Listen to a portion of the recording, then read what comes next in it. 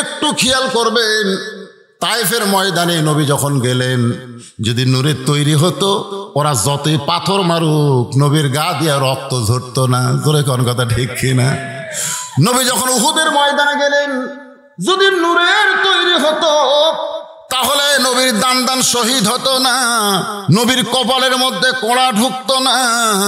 নূরের তৈরি যদি হতো তাহলে নবীর পেশাব পায়খানা করা লাগতো না, নবীর এতগুলো বউ থাকতো না, নবীর সন্তান হতো না।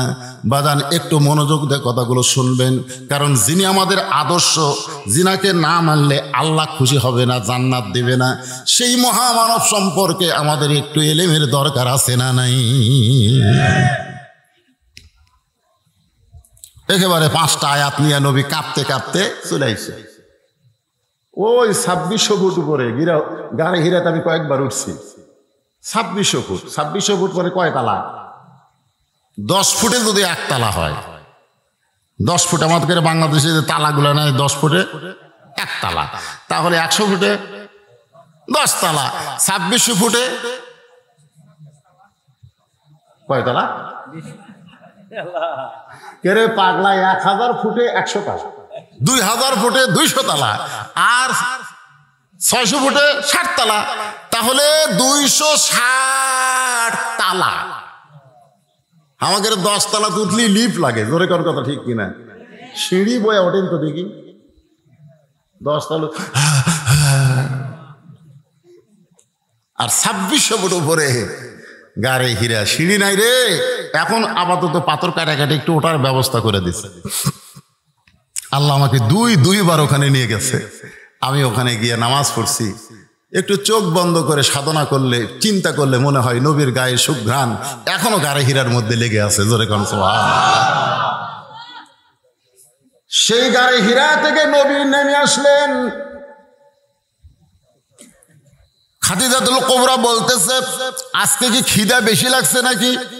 প্রতিদিন ওই 2600 ফুট উপরে খাদিজা দুইবার খাবার নিয়ে যেতেন। জোরে কোন কয়বার? একটা মহিলা 40 বছর বয়সে নবীর সঙ্গে বিয়ে হয়েছে, আর যখন কোরআন নাজিল হয়েছে তখন বয়স কত হয়েছে চিন্তা করেন? 55 বছর। জোরে কোন কত বছর? তাহলে যখন খাবার 2বার নিয়ে যাইতেন তখন খাদিজার বয়স হলো 53 বছর। এই 53 বছরের একজন বৃদ্ধা মহিলা দৈনিক 2বার ওই 2600 ফুট পাহাড়ের ওই গাড়ে হীরায় গিয়া নবীরে খাবার দিতে। কিন্তু আজকে খাবার রেডি করে যখন যাবেন খাদিজা, ইতিমধ্যে নবী নিজে আইছেন। তো খাদিজা বলতেছে, একটু স্বামী তো রসিকতা করে বলতেছে, আজকে কি খিদা বেশি লাগছে নাকি? আল্লাহ রাসূল বললেন, জাম্বি লুনি, কম্বল দিয়ে আমাকে ঢেকে দাও, কম্বল দিয়ে আমারে ঢেকে দাও। খাদিজাতুল কুবরা বলে, কি হয়েছে? নবী খালি থরথর করে কাঁপতেছে। কারণ কোরআনের একটা ওজন আছে না নাই? জোরে কোন আছে না নাই? যে ওজন পাহাড় সইতে পারবে না, যে ওজন আসমান জমিন সইতে পারবে না, সেই কোরআন আল্লাহ নবীর উপরে নাজিল করেছে। খাদিজাতুল কুবরা বললেন, হুজুর কোনো টেনশন করবেন না, কোনো চিন্তা করবেন না, কারণ আপনি যখন আমার বাড়িতে রাখাল ছিলেন তখনই আমি দেখছি আপনি সাধারণ মানুষ না। কারণ দুপুর বেলায় আমি যখন বেলকুনিতে আরাম করতেছিলাম তখন দেখি আমার সমস্ত রাখাল ঘরের মধ্যে বিশ্রাম করতেছে। হাজার হাজার উট দুম্বা মাঠে ময়দানে। খাদিজা বলতেছে আল্লাহ রাসূলের কপালে হাত দিয়া, যে আমি 40 বছরের বিধবা, মক্কার সবচাইতে ধনী মহিলা, আপনার মতো রাখালকে বিয়ে করার কারণ কি? এটা কি আমি আজ দেখছি? আজ থেকে 15 বছর আগে আমার সব রাখালগুলো ঘরের মধ্যে আরাম করতেছে। আমি রাখালের সর্দারকে ডাক দিয়ে বললাম, এই সর্দার, এই হাজার হাজার উটদুম্ব বাদ দিয়ে তোমরা ঘরের মধ্যে আরাম করো, তোমাদের কি ভয় ডর নাই? রাখালের সর্দার বলে, মালকিন আপনি জানেন না, এমন একজন রাখাল আমরা পেয়েছি যে রাখাল উটদুম্বারে যা কয় তাই শোনে। যদি কয় খা তাহলে উটদুম্বা খায়, যদি কয় খাওয়া বন্ধ কর, খাওয়া বন্ধ করে। তো এক রাখাল দিয়ে যদি হাজার হাজার উটদুম্বা চলে, তো খামাকা হামাকে থাকা লাভ কি? খাদিজাতুল কুবরা বলে, রে রাখালের সর্দার, একজন রাখালের কথাই জন্তু জানোয়ার চলে। এই গাঁজাখুরি গল্প কেমনে করো? রাখালের সর্দার বলে, বিশ্বাস যদি না হয় আপনি তদন্ত করেন। খাদিজা বলে, আমি নিজে তদন্ত করতে গিয়ে দেখেছি আপনি যখন দাঁড়িয়েছিলেন আপনার মাথার উপরে সূর্যের কোনো তাপ নাই, আপনার মাথার উপরে আল্লাহ আসমানের ছায়াকে ম্যাক করে দিয়েছে। আমি আর একটু নিকটে গিয়ে যখন তাকায় দেখি, তখন আপনার চেহারার দিকে তাকায়, মানুষ কোনোদিন কি এত সুন্দর হয়? সেদিন থেকে বিশ্বাস আপনি সাধারণ কোনো মানুষ না, স্বয়ং আল্লাহ তাআলা আপনার উপরে হেদায়েতের নূর দিয়েছে। আজ থেকে আপনি হলেন সিরাজাম মুনীরা। এই সিরাজাম মুনীরা মানে কি? অনেকে বলে না, ওই যে আলো আসতেছে, ওই যে আলো আসতেছে। আলো আসতেছে না আলোক আনতেছে? আপনারা কোন তো ভাই, আলো আসতেছে না আনতেছে? তা আমরা কি বলি, ওই যে আলো আসতেছে, আলো আসতেছে। তো কাছে যখন আসলো তখন দেখলো, না রে, এটা আমাদের পাড়ার উমুক হেজাক লিয়ে আসতেছে। তো আপনারা এখন বলেন তো, যাই হেজাক ধরে আছে তার দাম বেশি না হেজাকের দাম বেশি? এ কথা কয় না, হেজাকের দাম বেশি না যাই হেজাক লিয়ে আসতেছে তার দাম বেশি?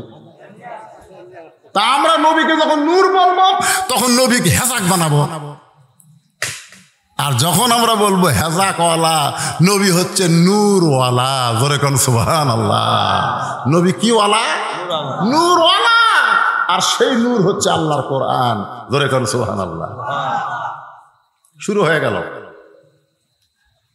গোপনে গোপনে আল্লাহ নবী কোরআন তেলাওয়াত করেন, কোরআন নাজিল হয়। মক্কার নেতারা গোপনে গোপনে নবীর কোরআন তেলাওয়াত শোনা শুরু করলেন। সোনাল কবেন না? আবু জেহেল হচ্ছে 1 নম্বর, আবু সুফিয়ান, উতবা, সাইবা। যে ঘরের মধ্যে নবী কোরআন পড়ে সেই ঘরের চারিধার তারা সারা রাত দাঁড়িয়ে দাঁড়িয়ে কোরআন তেলাওয়াত শোনে। আবু জেহেল ঘোষণা করলো, এত সুন্দর কোরআনের বাণী মনে হয় রাত কোন দিক দিয়ে গেল বুঝবারই পারিনি। সুবহানাল্লাহ। এত সুন্দর কোরআনের বাণী যে রাত দিয়ে কোন দিক দিয়ে গেল রে বুঝবারই পারিনি। সুবহানাল্লাহ হবেন না? আজকে কোরআনের ওয়াজ শোনার মানুষ আছে, আবু জেহেল হচ্ছে 1 নম্বর শ্রোতা।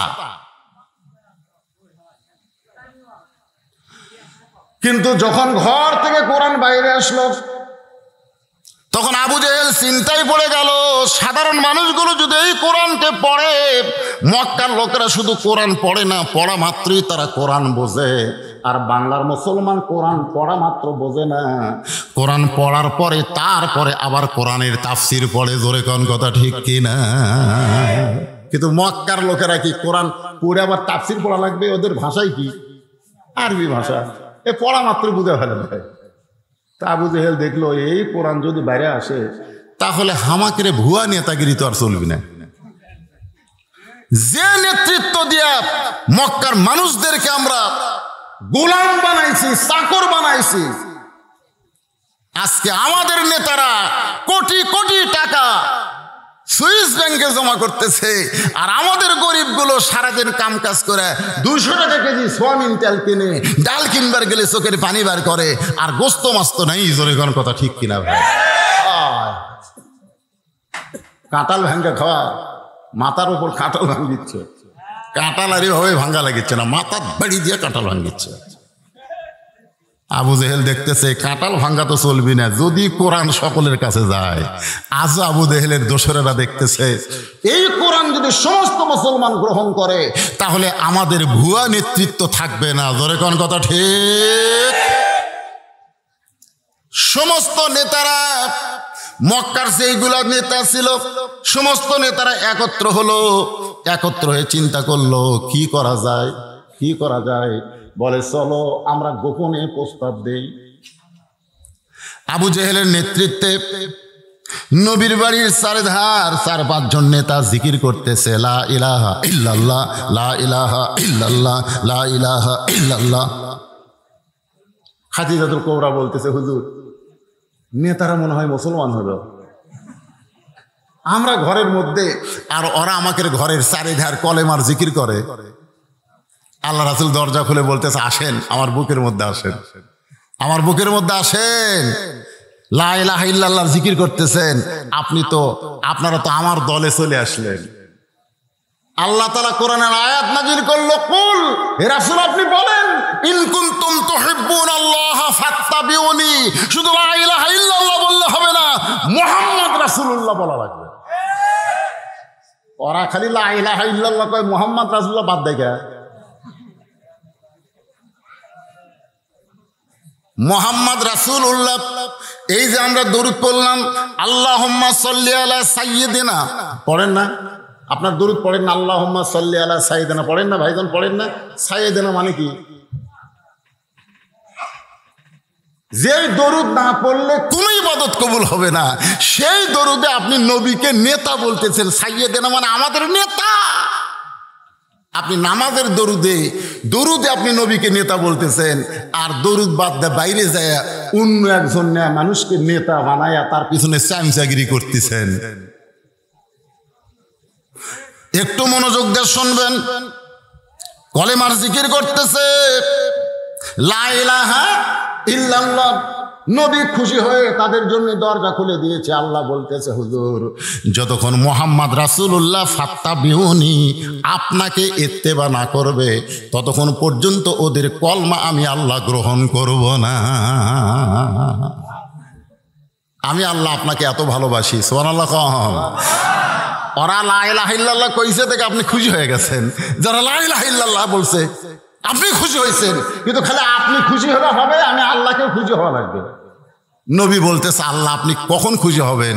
বলে, যখন ওরা মুহাম্মদ রাসূলুল্লাহ বলবে তখন আমি আল্লাহ খুশি হব। তার মানে বোঝা গেল, আপনি যতই আল্লাহকে ঈমান বিশ্বাস করেন, নবীকে যদি গ্রহণ না করেন, আল্লাহ আপনাকে কখনো কবুল করবে না। জোরে কোন কথা ঠিক? তাহলে আল্লাহর নবীকে কবুল করতে গেলে, গ্রহণ করতে গেলে নবীর আদর্শ আমাদের গ্রহণ করতে হবে। নবীর আদর্শটা কি এটা বোঝানোর জন্য বলতেছি, একটু মনোযোগ দিয়ে শোনেন। হোসাইন রাদিয়াল্লাহু বসে আছে। কে বসে আছে? হোসাইন বসে আছে। ইতিমধ্যে ইয়াজিদের কিছু লোক, আমাদের বাংলাদেশে এজিদ মার্কা মুসলমান আছে না নাই? এজিদ মার্কা মুসলমান যারা কালকে পূজার বাড়িতে গেছিল, এজিদের কিছু লোক এসে হোসেন রাদিয়াল্লাহকে বলতেছে, হোসাইন খামাখা গন্ডগোল করে লাভ কি? খামাখা আমাদের বাংলাদেশে টুপিওয়ালাদেরকে অনেকে বলে জিএমবি জঙ্গি, বলে কি বলে না? খামাখা ওয়াজের মাসে ময়দানে এসে নবীর 13 বছরের, মক্কার 13 বছরের ওয়াজ করবে, একটা ফেসাদ হবে না। কিন্তু বক্তারা মদিনার ইসলামের জায়গা, মানে মক্কার পিটন খাওয়ার ইসলাম আপনি সারা রাত ওয়াজ করেন, আপনার বিরুদ্ধে কেউ যাবে না। কিন্তু যেই মদিনার ইসলামত যাবেন তখনই কেউ, ওরে বাবা রে, কারণ মক্কার নেতা আসলে আবু জেহেল, নবী আসলো ইমাম। 13 বছরে মাত্র 320 জন মুসলমান। কিন্তু মদিনায় আমাদের নবী শুধু নবী ছিল না, আমাদের নবী রাষ্ট্র নেতা ছিল। জোরে কোন কথা ঠিক কিনা? হ্যাঁ, একটু হ্যাঁ করেন, একটু মনোযোগ দিয়ে শুনবেন নবীর উম্মতেরা। আর সময় বেশি নাই, ইমাম মেহেদী আলাইহিস সালাম অল্প সময়ের মধ্যে দুনিয়াতে আসবে। এখন থেকে আমাদেরকে সজাগ হওয়া লাগবে, সঠিক পথ আমাদের গ্রহণ করতে হবে। গ্রহণ করার দরকার আছে না নাই? কারণ যুবকেরা যখন বিপদে চলে যায়, অধিকাংশ যুবক দেখেন লাইনে নাই। অধিকাংশ যুবক যারা আজকে মাহফিল করতেছে, খোঁজলিয়া দেখেন, তাদের অধিকাংশ যুবক হয়তো এশার নামাজে পড়ে নাই। মসজিদের উন্নয়ন কল্পে মাহফিল করতেছে যুবকেরা, হয়তো দেখবেন ওয়াজ শোনার পরে এরা ফজরের সালাত খায়রুম মিনান নাওম শুনতে পাবে না, এরা ঘুম পাড়বে। তার মানে বোঝা গেল যুবকেরা লাইনে আছে না বিপদে গেছে? আজকে আমাদের নারীরা লাইনে আছে না বিপদে গেছে? আমার মায়েরা যারা পর্দার অন্তরে একটু মনোযোগ দেন, হুসাইন রাদিয়াল্লাহকে ইয়াজিদের লোকেরা বলতেছে, হুসাইন তোমার নানা হলো বিশ্ব নবী, তোমার বাবা হলো বিশ্ব আলেম, তোমার মা হলো খাতুনে জান্নাত, তুমি এমন একটা বংশ থেকে আইছো, তুমি খালি বসে থাকবে আর আমরা হাদিয়া দিব, তুমি বসে বসে খাবে। যেরকম বর্তমানে পীরের দরবারে পীর কোনোদিন মুরিদের বাড়িতে আসে না, বরং মুরিদেরাই পীরের বাড়িতে হাদিয়া লিয়া যায়। জোরে কোন কথা ঠিক কিনা? এজিদের লোকেরা বললো তুমি হবা বড় পীর। হোসাইনকে বলতেছে তোমার নানা বিশ্ব নবী, তোমার বাপ বিশ্ব আলেম, তোমার মা খাতুনে জান্নাত, তোমাকে গন্ডগোল করা লাগবে, কিসের যুদ্ধ রে, খালি বসে খা। সঙ্গে সঙ্গে হোসাইন দাঁড়িয়ে গেলেন। বসে থাকবার কথা বললো, হোসাইনকে বসে থাকছে? কুম কুম, আল্লাহ বলতেছে কুম, দাঁড়াও, লিল্লাহে, কার জন্যে? কার জন্যে দাঁড়ান লাগবে? অনীতিন আনুগত্য নিয়ে দাঁড়াও। হোসেন রাদিয়াল্লাহু বললেন, রে ইয়াজিদের সামসারা, আমার নানা শুধু বিশ্ব নবী না, আমার নানা হলো বিশ্ব নেতা। আমার বাবা শুধু বিশ্ব আলেম না, আমার বাবা হলো বিশ্ব বীর। সুবহানাল্লাহ। আমার মা শুধু খাতুনে জান্নাত নয়, আমার মা হলো জোহরা। তোমরা শুধু আমার নানাকে বিশ্ব নবী বলো, আমার বাবাকে বিশ্ব আলেম বলো, আমার মাকে খাতুনে জান্নাত বলো, আর্ধেক বলো, আর আর্ধেক কেন বাদ দাও? আমাদের নবী শুধু বিশ্ব নবী না, আমাদের নবী হলো বিশ্ব নেতা। আমার নেতা তোমার নেতা। আমার বাবা কি? হোসেন বলতেছে এদিদের চামচারা, আমার বাবা শুধু বিশ্ব আলেম, আমার বাবা হলো বিশ্ববীর। মামুনুল হক যেমন বড় আলেম, তেমন আবার বড় বীর। জোরে কোন কথা ঠিক কিনা? এমনি জিলখানাত আছে। সাইদি সাহেব যেমন বড় আলেম, আবার তেমন বড় বীর। জোরে কোন কথা ঠিক কিনা? আর আমরা হলাম বড় বক্তা, কিন্তু বীর না, যার কানে তেলতেলা, এখনো বেড়া ঘুরতেছি। জোরে কোন কথা ঠিক কিনা? এই 3 দিনের 29 বছরের আমির হামজা খালি বড় আলেম না, বড় বীর, যার কারণে কোন জায়গায় ঢুকে রাখছে। হ্যাঁ, বোঝা লাগবে ভাইজান। হযরত আলী শুধু বিশ্ব আলেম ছিল না, বিশ্ব বীর ছিল। তিহিমার প্রান্তরে নবী যখন সাহাবীদের নিয়ে ওয়াজ করতেছে, এমন সময় আল্লাহর নবীর কাছে একটা খবর আসলো। একটু মনোযোগ দেন। খবরটা হলো, এই মুহূর্তে কাবা ঘর সে একজন শপথ করে বলেছে, যতক্ষণ আব্দুল্লাহর এতিম পোলার মাথা না কাটবো, ততক্ষণ আমি পানি পান করব না, দুনিয়ার কোনো খাদ্য খাবো না। একজন বীর কাবা ঘর সে শপথ করে বলতেছে, আব্দুল্লাহর এতিম পোলা মানে আমাকে নবী, যতক্ষণ পর্যন্ত মাথা না কাটবো ততক্ষণ পানি পান করব না, কোনো খাবার স্পর্শ করব না। যেই কথা বলেছে তার নাম হচ্ছে আমর। যেরকম তার নাম কি? আমর। প্রতি সন্ধ্যায় 21 কেজি খাদ্য খায়, প্রতি সন্ধ্যায়।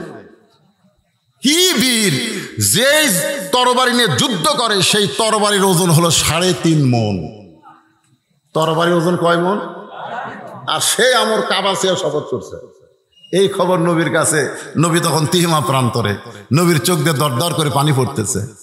সাহাবীরা বললেন, ইয়া রাসূলুল্লাহ, আপনি কি সুন্দর ওয়াজ করতেছেন, হঠাৎ ওয়াজ করতে করতে চোখে পানি কেন? আল্লাহ রাসূল বললেন, এই মুহূর্তে আমার কাছে খবর আসলো, মক্কার সবচাইতে বড় বীর আমর আমার দেহ থেকে মস্তক বিচ্ছিন্ন করার শপথ করছে কাবা ছুঁয়া। কি ছুঁয়া? ওসমান গনি বলতেছে, হুজুর আপনি দোয়া করেন, এই প্রান্তর পর্যন্ত আমর আস্তে আস্তে আমর যেন লুলা হয়ে যায়। জোরে কোন কি হয়ে যায়? লুলা। কারণ যে হাত দেওয়া অস্ত্র ধরবে, সে হাত যদি পঙ্গু হয়, যে পাও দিয়ে হেঁটে আসতেছে, সে পাও যদি লুলা হয়, তাহলে আপনাকে হত্যা করবে কেমনে? ওসমান গনি। আল্লাহ রাসূল বললেন, সাহাবীরা, ওসমানের কথা আমার পছন্দ হলো, লেও আমরা দোয়া করি। যেরকম বাংলাদেশে কোনো কিছু হলে আমরা দোয়া করি, আল্লাহ ঘরত আগুন লাগছে, আর পানি না দিয়ে নিচে বসে দোয়া করতেছে, আল্লাহ আগুন লিভে দাও, আল্লাহ তুমি ছাড়া আমার কেউ নেই, আল্লাহকে দোয়া বাদ দিয়ে পানি দে। জোরে কোন কথা ঠিক কিনা?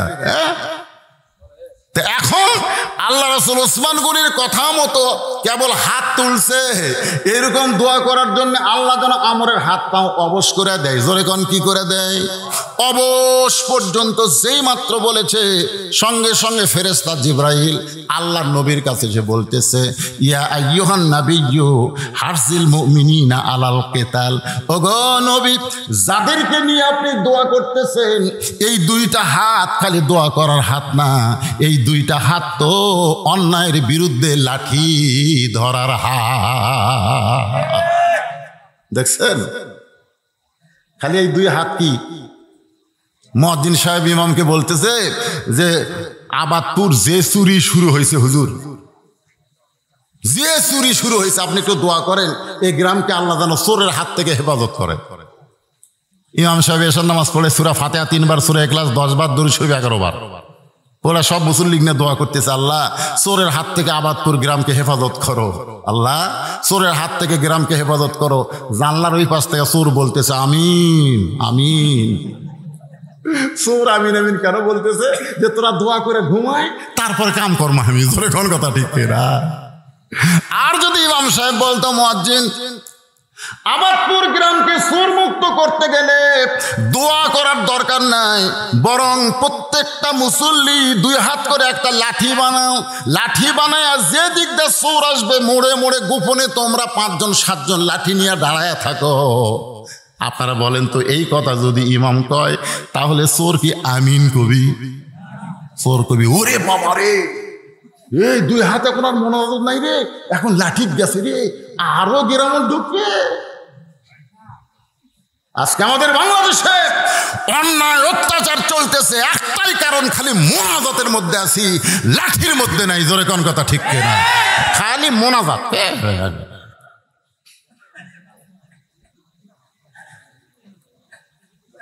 আল্লাহ রাসূল, আমরা তো সাধারণ মৌলভী রে, আল্লাহ রাসূল মোনাজাত করতেছে, আল্লাহ আমরের হাত পা অবশ, কেবল অবশ পর্যন্ত গেছে। ইতিমধ্যে আল্লাহ কোরআন নাজিল করে বলতেছে ইয়া আইয়ুহান নাবিয়্যু হারজিল মুমিনিনা আলাল কিতাল। আমরা মোনাজাত শেষ করি উপর দিকে, এইভাবে হাত যখন মোনাজাত শেষ করি তখন কি করি? এরকম চেহারার সাথে আমরা হোসেন দেই না, কেউ আবার চুমা খায়।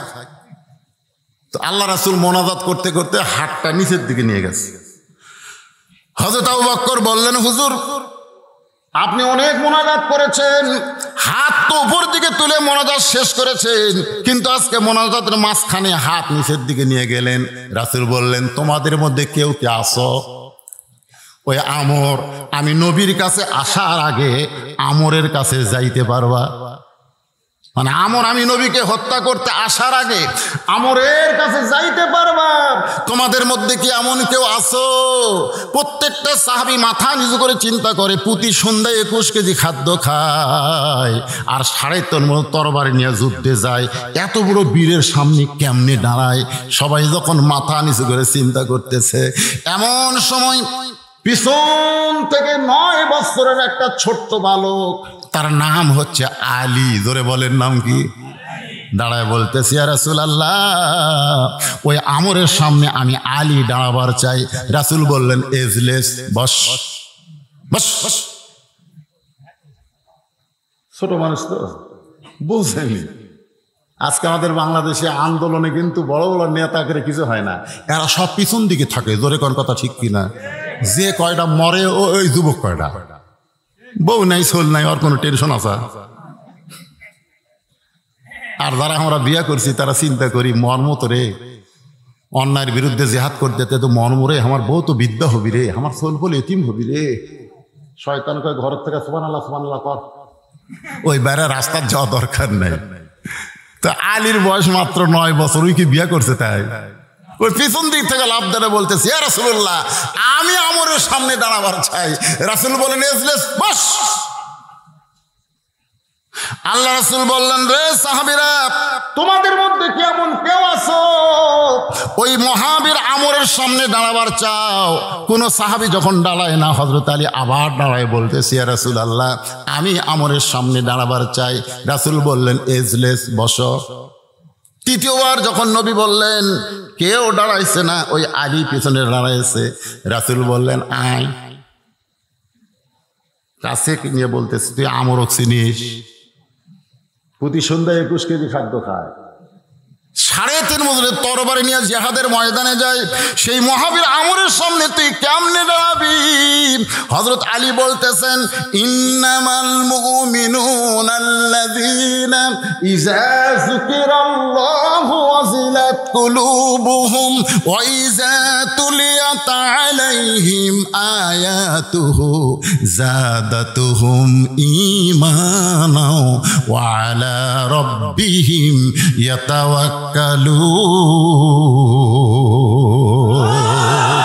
দুনিয়ার কোন আমর চিনার দরকার আমার নাই, নাই, আমি আমার আল্লাহকে চিনি। জোরে কারো সুবহানাল্লাহ। ওই 9 বছরের বাচ্চা বলতেছে দুনিয়ার কোন আমরকে চিনার আমার দরকার নাই, আমি আমার আল্লাহকে চিনি। হুজুর আপনি নবীকে আমার জীবনের চাইতে বেশি ভালোবাসি। ওই মহাবীর আমর আপনাকে হত্যা করবে আর আমি আলী জীবিত থাকবো, এইটা কখনো মনে করবেন না। দরকার হলে আমার জীবন দিব, আমার নবীর কাছে আমরকে আসতে দিব না। লা ইউমিনু আহাদুকুম, আল্লাহ রাসূল বললেন লা ইউমিনু আহাদুকুম হাত্তা আকুনা আহাব্বা ইলাইহি মিন নাফসিহি। তুমি যদি প্রকৃত মুমিন হওয়ার চাও, তোমার জীবনের চাইতেও রাসূলকে বেশি ভালোবাসতে হবে। সুবহানাল্লাহ।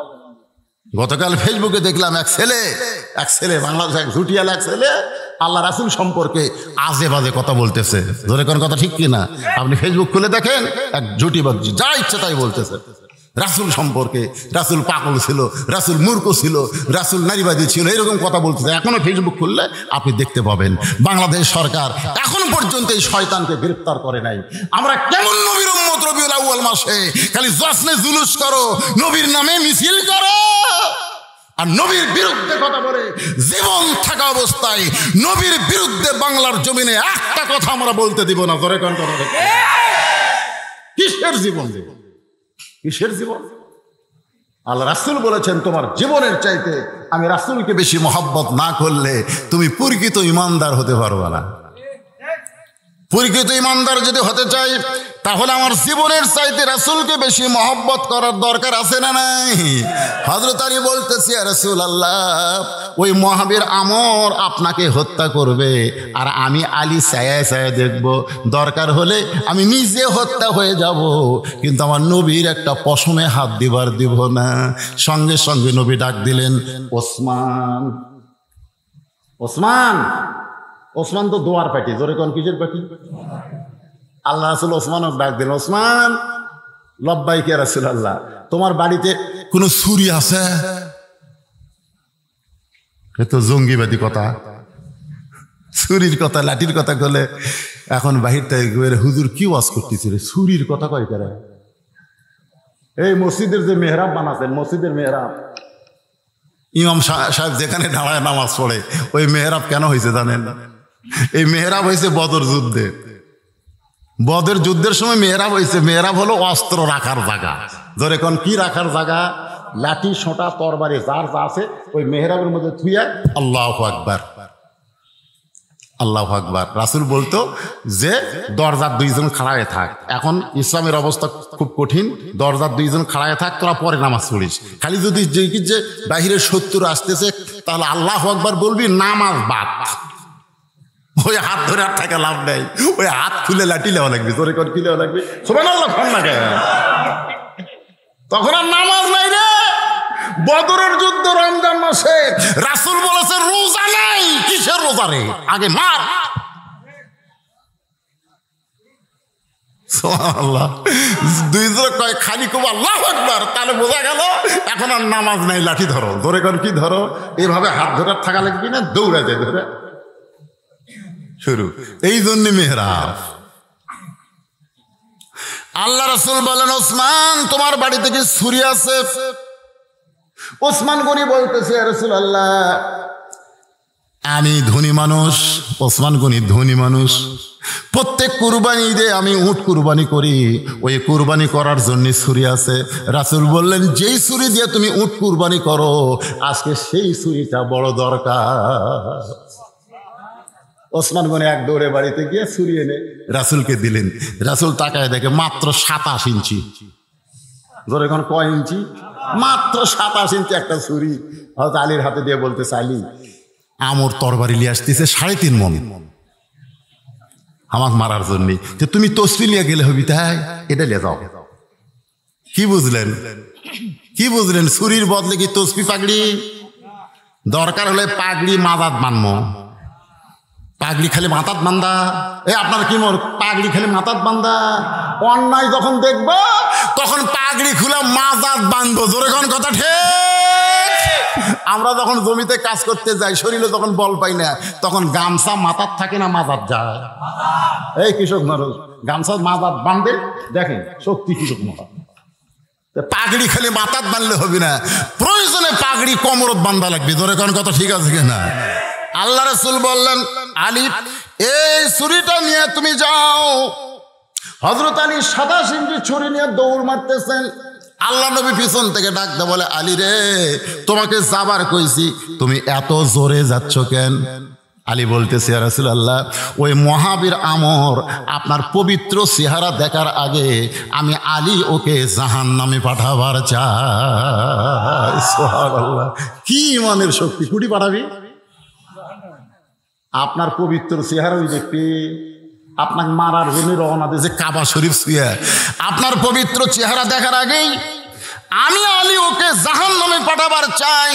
এই বলে হযরত আলী 27 ইঞ্চি তরবারি নিয়ে, নবীর দোয়া নিয়ে, আল্লাহর ঈমান নিয়ে, সুবহানাল্লাহ কোন, এক দৌড়ে দেখে হাজার হাজার মানুষ আসতেছে, আর হাতির মতন আমর সবার সামনে। পিছন দিক থেকে কাফেরেরা মিছিল করতেছে। আব্দুল্লাহর এতিম পোলা, মুসলমানের নবীকে আর কেউ বাঁচাবার পারল না, মুসলমানের নবীকে আর কেউ বাঁচাবার পারবে না। এই মিছিল করতেছে কাফেরেরা, আর আমর খালি হাতির মতন হাঁটতেছে। ঠিক ওই সময় 9 বছরের ছোট্ট কিশোর বাচ্চা 27 ইঞ্চি তরবারি নিয়ে আমরের সামনে দাঁড়াইছে। একেবারে আমর সামনে। আমর হযরত আলীর দিকে তাকাছে।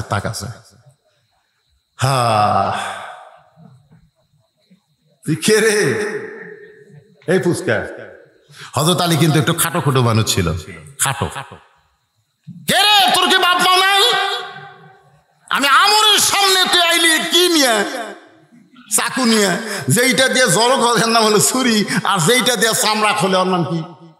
চাকু। আমার ঘাড়ের ওপর কি দেখছিস? আর তুই একটা চাকু নিয়ে আমার সামনে দাঁড়াইছি।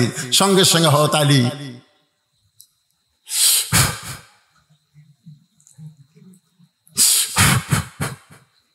তিনবার পরে ফু দিয়ে ওই চাকু দিয়ে হযরত আলী আমরের সামনে একটা টান দিলেন, মাটির উপরে একটা টান দিয়ে বললেন, রে কাফেরের পাঁটা, তুই কত বড় বাপের বেটা! আল্লাহর নবী তো হত্যা করা দূরের কথা, এই ধাক্কা ডেঙ্গায়া এই পারে যা। ধরে কোন সুবহানাল্লাহ। মাটিতে একটা দাগ দিছে। ধরে কোন কি দিছে? দাগ দিয়ে বলতেছে, রে কাফেরের পাঁটা, তুই কত বড় বাপের বেটা! আল্লাহর নবী তো হত্যা করা দূরের কথা, খালি এই দাগটা ডেঙ্গায়া তুই এক ধাপ সামনে যা, এক ধাপ তোল পাতো। এমন কথা হযরত আলী বলেছে, আমরের গোটা দেহ থর করে কাঁপতেছে। সুবহানাল্লাহ কন। কেন? হযরত আলী কি পড়লো, যেইটা পড়ে ওই মাটির উপরে দাগ দিল।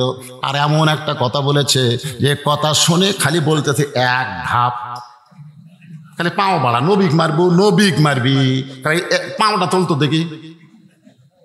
পিছন দিক থেকে সমস্ত কাফেররা বলতেছে, মারেন, কাবা শরীফ আপনি শপথ করছেন আব্দুল এতিম পোলাকে হত্যা করবেন। আব্দুল এতিম পোলা না পারলেন, কি হয়েছে? যেই পুষ্কা আপনার পথ আটকায় দিছে, পরে মারেন। সমস্ত কাফের যখন মারতে কয়, এমন সময় আমর তরবারিটা দিয়ে হযরত আলীকে মারার জন্য যখন এভাবে তরবারিটা লাগাইছে, হযরত আলী দেখতেছে, আনজুরু বিনুরিল্লাহ। জোরে কান সুবহানাল্লাহ। আল্লাহ রাসূল বলেছেন, ইত্তাকু ফিরাসাতাল মুমিনিনা ফাইন্নাহু ইয়ানজুরু বিনুরিল্লাহ। আল্লাহ বলে, ইব্রাহিম নমরুদ আগুনের চুলা জ্বলাইছে, বারবার বলতেছি ইব্রাহিম পড়বে আর মরবে। ইব্রাহিম একবার তাকায় দেখো। ইব্রাহিম নবী তাকায় দেখে, আগুনের চুলা না, ওইটা হইছে ফুল বাগান। ফেরাউন বলে, মুসা রে, নীল দরিয়া কেমনে পাড়ি দিবি? আল্লাহ কয়, মুসা, ফেরাউন তোরে নীল দরিয়া দেখাই, তুই তাকায় দেখ। মুসা তাকায় দেখে, আল্লাহ 12টা রাস্তা বানায় দিছে। আল্লাহ কয়, আলী রে, আমরের তরবারি দেখ। হযরত আলী 9 বছরের বাচ্চা তাকায় দেখে, ওটা তরবারি নয়, ওইটা আল্লাহ কাঠের তক্তা বানায়া দিছে। তরবারি তক্তা।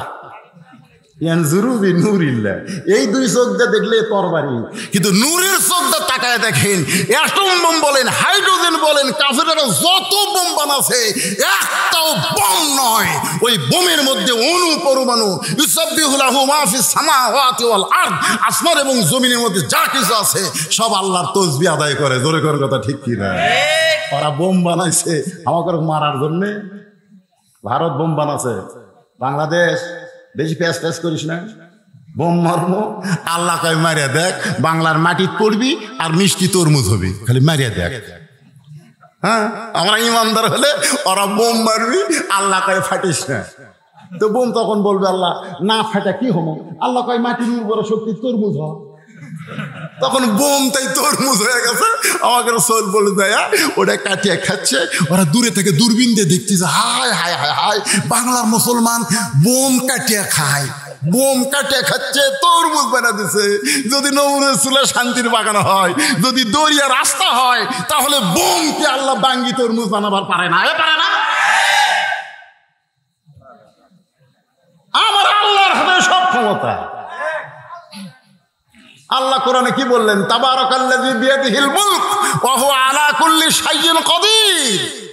গোটা বিশ্বের রাজত্ব, কর্তৃত্ব, মালিকানা কার হাতে? সমস্ত ক্ষমতার মালিক কে? আমেরিকা, রাশিয়া, ব্রিটেন, ফ্রান্স, ভারতকে আমরা ক্ষমতা মানি না। আমাদের ঈমান বলে ক্ষমতার মালিক আল্লাহ। তোরা কিছুই না যদি আল্লাহ মুসলমানের সাথে থাকে। জোরে করে কথা ঠিক। নারে তাকবীর, নারে তাকবীর। ইসলামের শত্রুরা, ইসলামের শত্রুরা লিল্লাহি তাকবীর। আসলেই তো তাই। ইসলামের শত্রুরা কি? আপনি কি মনে করছেন বাড়িওয়ালা ন্যাংরা? জানেন, বাড়িওয়ালা একটা ন্যাংরা, কিন্তু সজাগ, খুব সজাগ। রাত 3টার সময় আমার মতন একটা জুয়ান তাগড়া মানুষ চুরি করার জন্য দরদার কাছে দেয়, খুসখুস করতেছে। ন্যাংরা সজাগ আছে। ন্যাংরা খালি বলতেছে কে রে, এই কে রে করলে আপনি কন্ত আমার মতন জুয়ান তাগড়া চোর থাকলে দৌড় দিবি। আজকে আমরা যদিও ন্যাংরা, ওই ভারতের কাছে, আমেরিকার কাছে আমরা ন্যাংরা, কিন্তু আমাকে ইমানের বলে সজাগ থাকা লাগবে। ধরে কোন কথা ঠিক কিনা? এটা আমার ভাই যে তকবির দিছে, ইসলামী শত্রুকের বুক খালি থরথর করে কাঁপতেছে। ধরে কথা আপনি জানেন কিছু? রবিউল আউয়াল মাস, খালি জশ্নে জুলুস করো, মিছিল করো, জিলাপি খাও। আজকে দেখো আমার নবী কি, নবীর মহব্বতে সাহাবেরা কি করেছে, নবীর উম্মত আমাদের করণীয় কি, এটা আমাদের জানার দরকার আছে না নাই? জোরে করে আছে না নাই? আমার মায়েরা, বোনেরা যারা পর্দার অন্তরালে আছেন, মনে মনে চিন্তা করতেছেন হুজুরকে আমাদের ওয়াজ করবে না। আপনাদেরও ওয়াজ আসতেছে মা, একটু মনোযোগ দিয়ে কথাগুলো শুনবেন। হযরত আলী তাকায় দেখে আমরের তরবারি তক্তা। জোরে কোন কি? ছোট্ট মানুষ, হাইজাম, হাইজাম বলুন, উপর দিকে যেটা মারে সেটা কি? হাইজাম। যেটা লম্বা মারে তার নাম কি? লং জাম। আমাদের যুবকেরা হাইজাম লং জাম শিখছে, তারা খেলে সবসময় খেলে সারাদিন খেলে ফেসবুক। আমাকে একদিন বলতে হুজুর আমার ছেলে খালি কান্দে। আমি পীরের কাছে নিয়ে গেলাম, কি দোয়া দিল, কান্দা বন্ধ হয়নি। আমি বড় মসজিদের ইমামের কাছে গেলাম, হুজুরও ফু ফু দিয়ে দোয়া দিল, কান্দা বন্ধ হয়নি, কিন্তু এখন আর কান্দে না। তা আমি বললাম কোন দোয়ায় কাম হলো? একটা মোবাইল দিয়েছি হুজুর। যখনই কান্দে তখনই মোবাইল চালু করে দেয়, আর কান্দা বন্ধ। একেবারে ছোট বাচ্চাকে একটা মোবাইল দিয়েছে কান্দা বন্ধ করার জন্য। আমি বললাম ভাই আপনি, আমার একটা, আমার বইয়ের একটা। রাত্রেবেলা বউ বইয়েরটা দেখে, আমারটা আমি দেখি, মাঝখানে পুচকি উইও দেখে, উইও দেখে। যুবকেরা হাইজাম লংজাম বোঝো। সকালবেলা ফজরের নামাজের পরে যে মুক্ত বাতাস, সেই বাতাস যদি নাক দিয়ে একবার ভিতরে ঢোকে, তোমার মধ্যে কোনো মুনাফিকি থাকবে না, তোমার ভিতরে সমস্ত অসুখ আল্লাহ ভালো করে দিবে। তোরে কথা ফজরের নামাজ পড়ো, মসজিদে এসে নামাজ পড়ার পরে রেফলাইট করো, রেফলাইট করো, 1 কিলো হাঁটো। যে কোনো সময় ইমাম মেহেদী আসলে কার সাথে যোগ দিবে? ফজর নামাজ পড়ো। ফজর নামাজের পরে যে আল্লাহ একটা বাতাস দেয়, সেই বাতাস তোমার লাকড় ঢোকে। তুমি তো ওই যে রাত 12টা পর্যন্ত ফেসবুক ছেলে ঘুমাচ্ছে। ফজর কোন দিক দিয়ে গেছে? যে ব্যক্তি ফজরের নামাজ মসজিদে পড়ে না ওই হলো মুনাফিক। কে ভাই ভুল করছে? এই যুবকেরা, ফজর আর এশা মসজিদে পড়া লাগবে। মাঝখানের নামাজ যদি তুমি মসজিদে পড়বার না পারো, তুমি যেখানেই থাকো সেখানে আদায় করো। জোরে কোন ঠিক আছে? একটু মনোযোগ দিয়ে শোনেন। যখনই তক্তা হযরত আলীর ভিতর থেকে সব ভয় চলে গেছে, আল্লাহ ভয় তুলে দিছে। কারণ তরবারি যদি তক্তা দেখে, আগুনের চুলা যদি শান্তির বাগান দেখে, দরিয়া যদি রাস্তা দেখে, হাই জাম করে এক জাম করে ওই তক্তার উপরে হযরত আলী উঠছে। ওঠার পরে 27 ইঞ্চি তরবারি, বিসমিল্লাহ কয়া। আমরের ঘাড়ও 27। ওসমান গনি যে তরবারি দিয়েছে সেটা মাপে কয়, আর ঘাড় 27 ইঞ্চি মাপ বাড়ে, সেই ঘাড়। হযরত আলী দেখে খাপের খাপ, মুনতাজের বাপ, মানে এখানে মিলে গেছে। হযরত আলী বিসমিল্লাহ কয়া ওই ঘাড়ের উপরে যেই মাত্র তরবারি ঠেকাইছে, তরবারি যেই মাত্র ঠেকাইছে সঙ্গে সঙ্গে দেহ থেকে মস্তক বিচ্ছিন্ন হয়ে গেছে। সমস্ত কাফেররা মারছে দৌড়। আসলে কাফের কোনো শক্তি নাই, সমস্ত কাফের দৌড়ায়। আর আল্লাহর নবী দৌড়ে এসে আলীকে বুকের মধ্যে নিয়ে বলে, আলী তুই আলী না, তুই হইলি আসাদুল্লাহিল গালিব। আলী বলে, হুজুর এই ডিগ্রি আমার দিয়া কোনো লাভ নাই। হুজুর আমি মারি নাই, হুজুর আমি মারি নাই, খালি ঘাড় ঠেকাছি, খালি ঠেকাছি হুজুর। হুজুর আমি কিন্তু মারিনি হুজুর, আমি খালি ঘাড় ঠেকালাম, আর সঙ্গে সঙ্গে 2 টুকরা হয়ে গেল। নবী আমার এভাবে আঙ্গুল তুলে বলে, আলী রে, যেইটা তুই করেছিস, যেইটা তুই দেখেছিস, খবরদার কাউরে বলিস না, জবান বন্ধ কর, জবান বন্ধ কর। আলী বলে, হুজুর আমি শুধু ঘাড়ে ঠেকাইছি, 2 টুকরা কেন হলো? রাসূল বললেন, জবান বন্ধ কর, বলিস না। আহা, এক যুদ্ধে হযরত আলী খুব রাগ, ঢাল ভেঙে গেছে। ওই কাফেরের একটা মারিছে, ঢাল ভেঙে গেছে। রাগের চলে দৌড়ে গিয়ে কামুজ দুর্গের দরজা, কামুজ দুর্গের একটা দুর্গের দরজা হেঁচকা টান মারছে, দরজা হাতত চলে যাচ্ছে। ওই দরজা 50 জন লোক 100 জন লোক লড়াবার পারে না, সেটা একজনের হাত। ওই দেখার পরে সমস্ত কাফের মারছে দৌড়। এটা মানুষ না রে, মানুষ না রে। কামুজ দুর্গের দরজা তাই ঢাল বানাতে মানুষ। বিনা যুদ্ধে মুসলমানের বিজয়। সব সাহাবী নবীকে বলতেছি, ইয়া রাসূলুল্লাহ আজকে আলীর কারণে মুসলমানের বিজয় হয়েছে। রাসূল বললেন, নাউযুবিল্লাহ।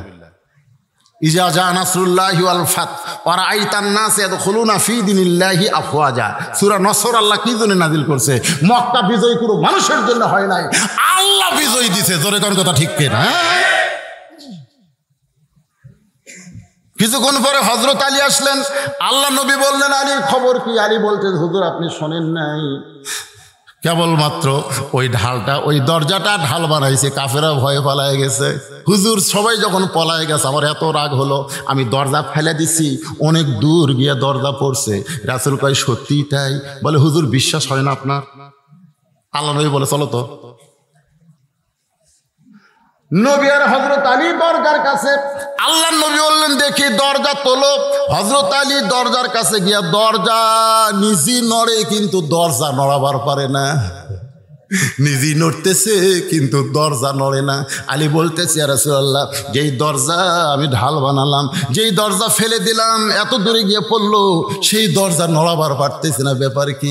আল্লাহ রাসূল চোখের পানি বের করে বলে, আলী রে, আমি তোমাকে একদিন বলেছিলাম চুপ, আমি তোমাকে বলেছিলাম চুপ। তোমার কি মনে আছে, তুমি যখন দরজা ধরেছিল তুমি একলা ছিলে না, তোমার সঙ্গে আল্লাহ ছিল। ধরে কারণ সুবহানাল্লাহ। তুমি যখন জিহাদের ময়দানে দরজা ঢাল বানাইছো তখন তুমি একলা ছিলে না, তোমার সঙ্গে আল্লাহ ছিল। তুমি যখন দরজা ফেলে দিয়েছো তখন তুমি একলা ছিলে না, তোমার সঙ্গে আল্লাহ ছিল। কিন্তু এখন আলী তুমি একলা হয়ে গেছো, আর দরজা নড়াবার পারতেছে না। আমরকে তুমি মারো নাই, তুমি খালি তরবারি ঠেকাইছো, যা কাম করার করছে আমার আল্লাহ। ওয়া হুয়া মাআকুম আইনামা কুনতুম। যারা প্রকৃত মুসলমান হয় তারা কখনো একলা থাকে না, তাদের সঙ্গে থাকে কে? হোসেন বলতেছে, রে ইয়াজিদের সামসারা, আমার মা শুধু খাতুনে জান্নাত নয়, আমার মা হলো ফাতেমা তো জোহরা। আমার মা বোনদের জন্যে 2-4 মিনিট একটু ওয়াজ করার দরকার আছে না নাই জোরে কান? কারণ ওরা যদি ভালো না হয়, আমাকে হুজুররা ভালো বউ লেগেছিল হোটেল মামুনুল হক, সাংবাদিক যাই হইলো, এটা আপনার বউ? হ্যাঁ, আল্লাহর শপথ, আল্লাহর শপথ করছে, আল্লাহর শপথ এটা আমার বউ। এক সাংবাদিক বলতেছে, সত্যি যদি আপনার বউ হইতে কাবিন কাবিন দেখান। দেখছেন, আলেমেরা বউ লিয়ে গেলে তার কাবিন দেখান লাগে। আর বুবলির বেটা হচ্ছে বুবলি, মরিয়ম হচ্ছে মরিয়ম। এক মরিয়ম আছে, কোরআনে মরিয়ম নাই? যে মরিয়মের ছেলে ইসা হয়েছে স্বামী ছাড়া, তো বুবলির স্বামীকে আজ পর্যন্ত বলবার পারতেছে না, অথচ ছোলের বয়স 2.5 বছর। ওর সন্তানের বয়স কত?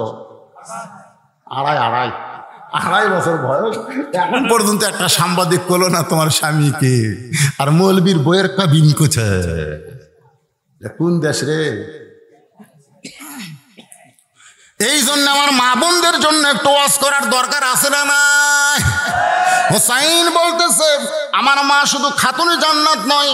অনেকে মনে করে নবীর মেয়ে বলে খাতুনে জান্নাত, কিন্তু আল্লাহর নবী বলেছেন, ফাতেমা তুমি কখনো মনে করবা না তোমার বাবা আল্লাহর নবী বলে তুমি জান্নাতি, কখনো মনে করবা না। তোমার বাবা আল্লাহর নবী বলে তুমি জান্নাতে যাবে, কখনো মনে করবা না। জান্নাতে যদি যাবার চাও ফাতেমা, তাহলে জান্নাতের আমল করে তোমাকে জান্নাতে যেতে হবে। আব্দুল কাদের জিলানী রহমতুল্লাহ আলাইহি, যাকে আমরা বাংলার মানুষ বড় পীর কই, জোরে কোন কি পীর? এই বড় পীর আমি বাগমানার মধ্যে কয়ে ধরা খাসল।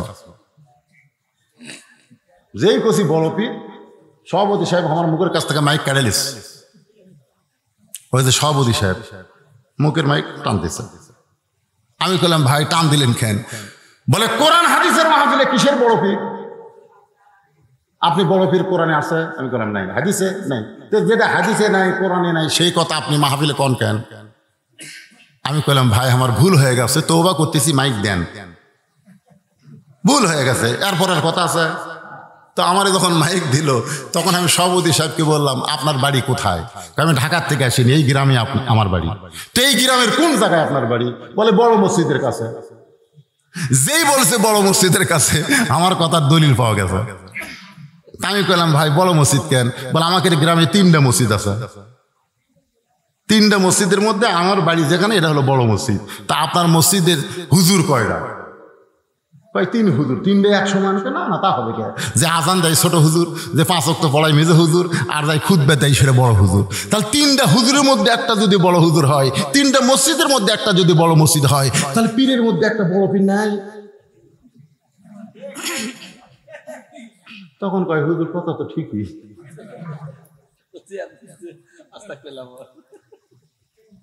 তো জান্নাতুল বাকি আব্দুল কাদের জিলানী রহমতুল্লাহ জিয়ারত করতেছে। জান্নাতুল বাকি বোঝেন?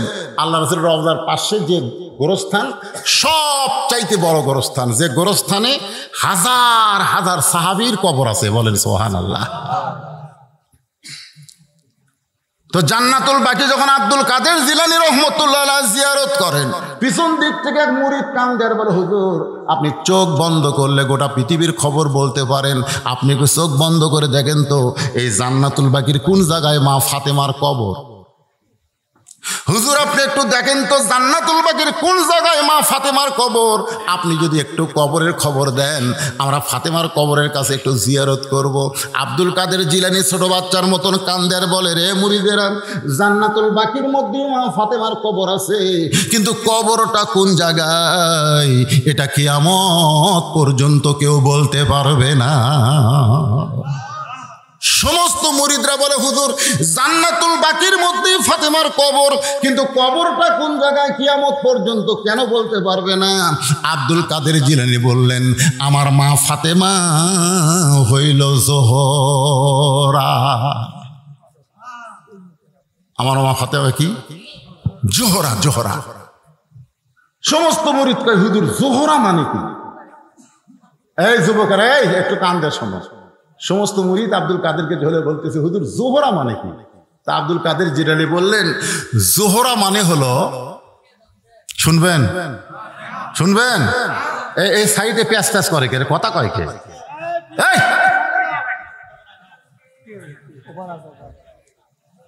আমি আশ্চর্য হয়ে যাচ্ছি। জানেন আপনারা আজ নওগাঁত কত বৃষ্টি হতো জানেন?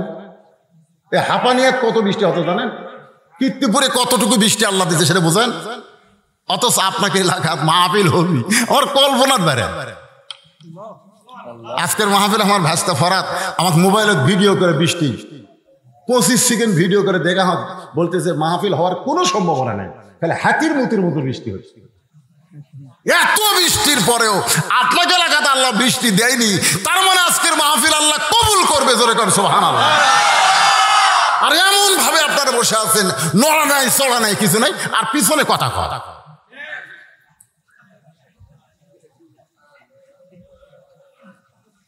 আমার মা বোনদের জন্য ওয়াস্তা করাই লাগবে। এখন জোহরা মানে কি? সমস্ত মুরিদ যখন আব্দুল কাদের জিলানীকে বলতেছে, আব্দুল কাদের জিলানী বললেন, তাহলে শোনো, এশার নামাজের পরে হযরত আলী ঘরের মধ্যে ঢুকছে। কোন নামাজ? এশার নামাজের পরে মরদ মানুষেরা বেড়া থাকবেন না, এশার নামাজের পরে ঘর যাবেন। আল্লাহ রাসূল বলে, এশার নামাজের পরে কোনো গাল গল্প চলবে না, এশার নামাজের পরে তোমরা ঘুমিয়ে যাও, যেন ফজরের জামাত তোমরা আদায় করতে পারো। সুবহানাল্লাহ।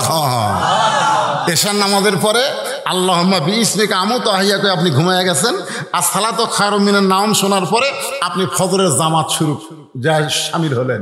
আল্লাহ রাসূল বলেছে, তুমি মাঝখানে যে কয় ঘন্টা ঘুম পারছো, এই কয় ঘন্টা আল্লাহ তোমার ইবাদতের মধ্যে শামিল করে নিছে। জোরে করে সুবহানাল্লাহ। হযরত আলী এশার নামাজের পরে ঘরের মধ্যে ঢুকেই আলহামদুলিল্লাহ তাকায় দেখে ঘরের বিছনা সুন্দর, হাসান হোসেনকে সুন্দর করে সাজিয়া দিয়া, ফাতেমা সুন্দরী, এমনি তো সুন্দরী, সাজিয়া গুজে বসে আছে। এখন মনে করেন মরদ মানুষ ঘরের মধ্যে যায়, যদি ঘরের পরিবেশ এরকম দেখে তাহলে মন কি হয়? আমরা যখন বাইরে দেখি, এটা কার বউ রে, ফাইন বউ রে। হ্যাঁ, বাইরেকার গুলা ভালো লাগে, কিন্তু ঘরের মধ্যে যায় দেখেন এটি হলুদ ভরে থসে, এটি কালি ভরে থসে, পেটিকোট অনেকখানি তুলে থসে, তখন কয় বাইরেই ভালো, বাইরেই ভালো। আমি মায়েদের বলবো, রাস্তায় যখন বের হবেন কালো বোরকা পরে পেতনির মতো বের হবেন, আর বাড়িতে যখন থাকবেন স্বামীর জন্য সাজিয়া গুজিয়া নায়িকা হয়ে থাকবেন। জোরে কোন কথা ঠিক কিনা? স্বামী যেন ঘরত যায় কয় আলহামদুলিল্লাহ। উল্টে হসে, যখন বাপের বাড়ির যাবি, কোনো জায়গায় বেড়াবার যাবি, তখন ভালো ভালো জিনিস সব বার করে পড়বি। স্বামী কয় কোথায় যাবা? কয় বেড়াবার যাবো। কয় তাই তো রে, বেড়াবার যাবা ভালো ভালো জিনিস পরে, আর আমার কাছে থাকো সব পুরানা কাপড় পরে। হযরত আলী আল্লাহর শুকর আদায় করলেন, সঙ্গে সঙ্গে হাসান হোসাইনের দুই গালে দুইটা চুমু দিয়া ফাতেমা বলতেছে, বাবা তোমরা দুই ভাই একটু অন্য ঘরে যাও, তোমার বাবার সঙ্গে আমার গোপন কিছু গল্প আছে। সুবহানাল্লাহ। ফাতেমা যখন বলতেছে হাসান হোসেনকে, তোমরা দুই ভাই একটু অন্য ঘরে যাও, তোমার বাবার সঙ্গে আমার গোপন কিছু গল্প আছে, বলার সঙ্গে সঙ্গে হাসান হোসেন মুস্কি মুস্কি হাসে। মুস্কি মুস্কি হাসার কারণ হলো, আমার মা সাজা গুজা বসে আছে কার জন্যে? এজোর এখন কার জন্যে? তাহলে বাবার জন্যে যদি সাজা গুজা বসে থাকে, আর আমরা দুই ভাই যদি ঘরত থাকি, তাহলে সাজা গুজা তো লাভ হবে না। এই জন্য দুই ভাই হাসতে হাসতে যখন অন্য ঘরে যায়, এমন সময় ফাতেমা ঘরের দরজা বন্ধ করে দেয়। যেই দরজা বন্ধ করেছে, হযরত আলী সঙ্গে সঙ্গে মাথার টুপি খুলছে, কারণ বউ যখন দরজা বন্ধ করে তখন টুপি পরা চলবি না।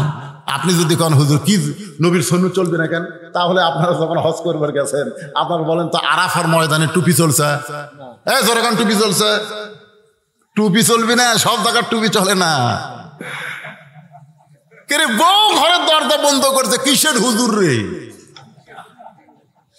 যতই ওয়াজ করি আপনাদের সামনে, ওয়াজ করে যখন বাড়ির যা ঘরত যাও, বউকে বলি দেখো 2 ঘন্টা ওয়াজ করে আসলাম, তুমি 5 মিনিট ওয়াজ শুনবে, 500 টাকা দেবো, প্রতি মিনিটে 100 টাকা। বউ বলতে তাড়াতাড়ি পাঞ্জাবি খোলেন, টুপি খোলেন, ওয়াজ শোনার টাইম হওয়ার নাই। যেই মাত্র ফাতেমা দরজা বন্ধ করেছে,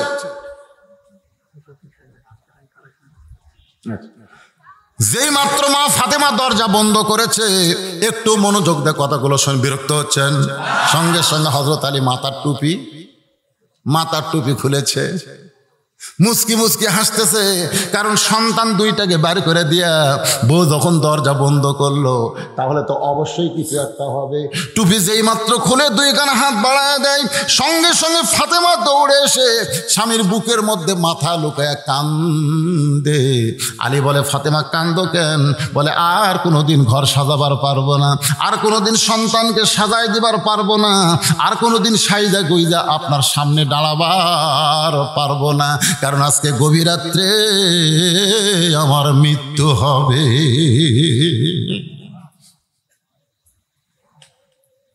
যেই মাত্র বলেছে গভীর রাত্রে মৃত্যু হবে, গাছের গোড়া কাটলে গাছটা যেমন ঠাস করে পড়ে যায়, হযরত আলী তেমনি পড়ে গেলেন ঘরের মাঝায়। ফাতেমা দৌড়ে গিয়া ওই স্বামীর মাথাটা উরাতের উপরে নিয়ে কপালে একটা চুমু দিয়ে বলে, স্বামী গো, এমন করে আপনি কাঁদবেন না, কারণ আসলে যাইতে হবে, আসলে যাইতে হবে। এই দুনিয়া থাকার জায়গা না। যতই বাড়ি বানান, যতই ঘর বানান, যতই কিছু করেন ভাই, আমরা যারা এসেছি আমরা যাব কি না? ওগো স্বামী, আপনি একজন আলেম হইয়া, বীর হইয়া, আমার বাবা বলেছে আনা মাদিনাতুল ইলমি ওয়া আলিউ বাবুহা, আমি হচ্ছে ইলমের শহর, আলী হচ্ছে তার দরওয়াজা। আল্লাহ বলেছেন আলী আসাদুল্লাহিল গালিব। আপনি একটা বীর হয়ে, আলিম হয়ে আমার মৃত্যুর খবর শুনে আপনি কাঁদেন কেন? আপনি কাঁদবেন না, কারণ দুনিয়াতে আসলে যাইতে হবে। আমি যেই মাত্র বলবো আসলে, আপনার সবাই বলবেন যাইতে হবে। দেখবেন ওয়াজটা ইমানের খোরাক হয়ে যাবে। আসলে এই যুবকেরা তোমরা জোরে করো, কারণ তোমরা যে হারে মোটর সাইকেল চালাচ্ছে রে, সেদিন আমার এলাকাতে অটো ভ্যানের সাথে বাজে হাই রে ভাই রে, মাথাত হেলমেট কিছু নাই। আমি পরে শুনলাম বলে হুন্ডা খালি এই এই এই মানে একটা আরো হুন্ডা বাজে, তা আরো হুন্ডা, ও বাবা চাকার পাশা মোটা, ওই পিছনের চাকা মোটা, ওই মনে করছে আমি কি হইনু রে। অটো ভ্যানের সাথে বাজে একে 3 পলটান খায় একবারে যা পড়িছে ভাই, মাথা হাত পাও সব গেছে। যুবকেরা তোমরা একটু জোরে বলো বাজান, মনে করো না যে রক্তের তেজ আছে, আমরা খাড়াই যাচ্ছি না, দাদা বেঁচে আছে, বাপ বেঁচে আছে, আজরাইল কি ভুল করে আমার কাছে আসবি? ও বুড়া ঠিকই বেঁচে থাকবি, কিন্তু আজরাইল তোর কাছে আসবি। জোরে কোন ঠিক কিনা, কথা কন না। তাহলে সকাল বলেন আসলে। ফাতেমা বলে, স্বামী গো, আমি দুনিয়া থেকে বিদায় নেওয়ার পরে আমার 3টা চাওয়া আপনাকে পুরা করতে হবে। আমি দুনিয়া থেকে বিদায় নেওয়ার পর আমার 3টা চাওয়া পুরা করা লাগবে। আলী কান্দের বলে, ফাতেমা, দুনিয়াতে গরিব ছিলাম বলে তুমি কিছুই চাইলা না, এই দুনিয়াতে আমি গরিব ছিলাম বলে আমার কাছে তুমি কিছুই চাওনি রে, আমি যা দিয়েছি খুশি মনে গ্রহণ করেছো, কিন্তু মরার পরে তুমি কি চাইবা ফাতেমা?